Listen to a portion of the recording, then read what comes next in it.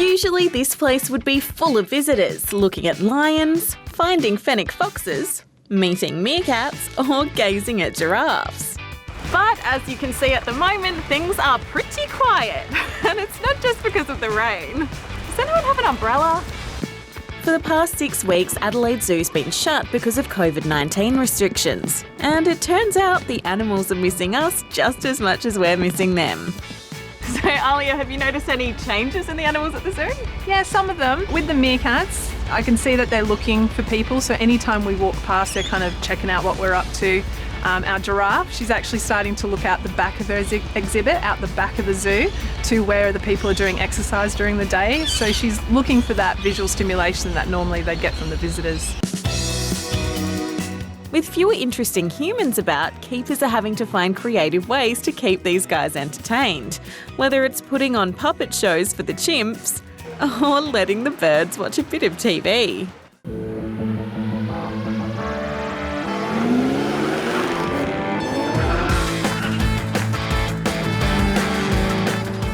Alright, so I can see the meerkats and I can see you've got a toy red car down there.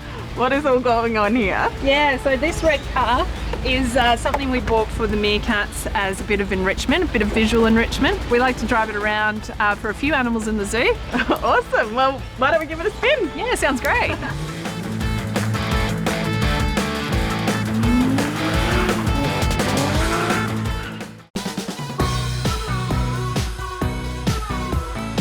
My next stop, the goat yard. So Giulia, I'm not going to lie, I've never seen a goat on a lead before. What's the deal with this? So this is Jax, and with the zoo closed at the moment, what we've been doing to keep our goats entertained is taking them for walks around the zoo. With the people not here and the public not coming to visit them, they're getting a bit bored. And we are taking advantage of that and taking them to places that they've never been before. So does he have a favourite animal he likes to visit? Probably the giraffes. Yeah, good choice, Jax, me too. It's not just Jax here that likes to meet his neighbours. Zoos around the world have been taking the opportunity to introduce all sorts of animals to other animals, with some pretty adorable results. Videos like these are not just helping to keep us entertained, they're also about showing the public that zoos and wildlife parks are still here and in need of support. Without visitors, it's hard to make any money, and there are still lots of hungry mouths to feed. When you look at feeding even a mob of kangaroos our size, around $600 a week, and then throw in 14 or 15 devils and 250 animals in total, that's a lot of food, a lot of care, a lot of staff. Last week, the Australian government announced a $95 million support package for zoos, aquariums and wildlife parks. That'll help with things like feeding the animals, vet bills and power and water needed for the enclosures.